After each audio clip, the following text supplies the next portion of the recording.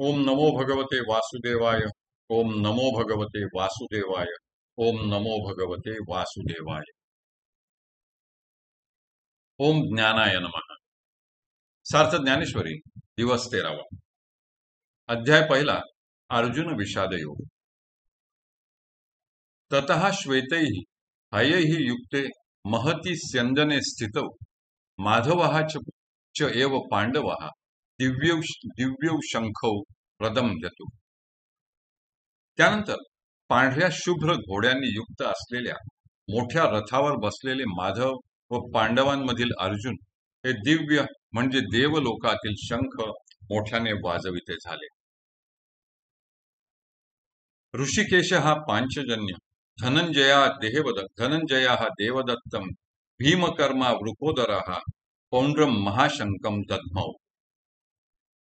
ऋषिकेश पांचजन्य नावाच्या शंखास, धनंजय देवदत्त नावाच्या शंखास, ज्याची कर्मे अचाट आहेत असा भीमकर्मा वृकोदर पौंड्र नावाच्या महाशंखास वाजविता झाला।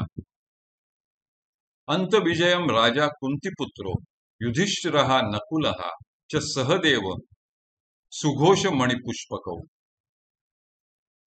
कुंतीपुत्र राजा युधिष्ठिर अनंत विजय नावाचा शंख वाजवू लागला आणि नकुल व सहदेव हे सुघोष व मणिपुष्पक नावाचे शंख क्रमाने वाजविते झाले। ऐसा स्वर्गी मातू देखोनी तो आकांतू, तव पांडव दळा आंतू वर्तले काही। हो का निजसार विजयाचे, की ते भांडार महातेजाचे, जेथ गरुडाची ये जावळीयेचे कांतले चारी। की पाखांचा मेरू जैसा रहंवरू मिरवतसे जय तैसा, तेजे कोंदाटलिया दिशा जयाचे। जेथ अश्ववाहकू आपण वैकुंठीचा राणा जाण, तया रथाचे गुण काय वर्णू। ध्वजस्तंभावरी वानरू तो मूर्तिमंत शंकरू, सारथी शारंग धरू सारथी अर्जुनेसी। देखा नवल तया प्रभूचे अद्भुत प्रेम भक्ताचे, जे सारथ्यपण पार्थाचे करीत असे। अशा रीतीने स्वर्ग लोकात दाणादाण उडून गेली असता इकडे पांडव सैन्यात काय झाले आहे का। जो रथ विजयाचे प्रत्यक्ष माहेरघर असून तेजाचे केवळ भांडारच आहे व ज्यास गरुडाप्रमाणे वेगवान असे 4 घोडे जुंपलेले असून पंख असलेल्या मेरू पर्वताप्रमाणे तो रथ शोभून दिसत होता, त्याच्या तेजाने 10 दिशा दिपून गेल्या होत्या। ज्या रथावर प्रत्यक्ष वैकुंठाधिपती श्रीकृष्ण सारथी होते, त्या रथाचे गुणवर्णन किती म्हणून करायचे। साक्षात शंकराचा अवतार जो मारुती, तो रथाच्या ध्वजस्तंभावर असून शारंग धनुष्य धारण करणारे भगवान श्रीकृष्ण अर्जुनाचे सारथी होते। पहा त्या प्रभूचे काय नवल आहे। त्याचे भक्तांवर अद्भुत प्रेम असल्यामुळे तो पार्थाचे सारथ्य करीत आहे। पायीकू पाठीसी घातीला आपण पुढा राहिला, तेणे पांचजन्यू आस्फुरिला अवलीळाची। परी तो महाघोषू थोरू, गर्जतू असे गहिरू, जैसा उदयला लोपी दिन करू नक्षत्राते। तैसे तुरबंबाळ भवते कौरव दळी गाजत होते, ते हारपोनी नेणो केवते गेले तेथ। तैसाची देख येरे निनादे अति गजरे, देवदत्त धनुर्धरे आस्फुरिला। ते दोन्ही शब्द अचाट मिनले एकवट, तेथे ब्रह्मकटाह शतकूट हो पाहत असे।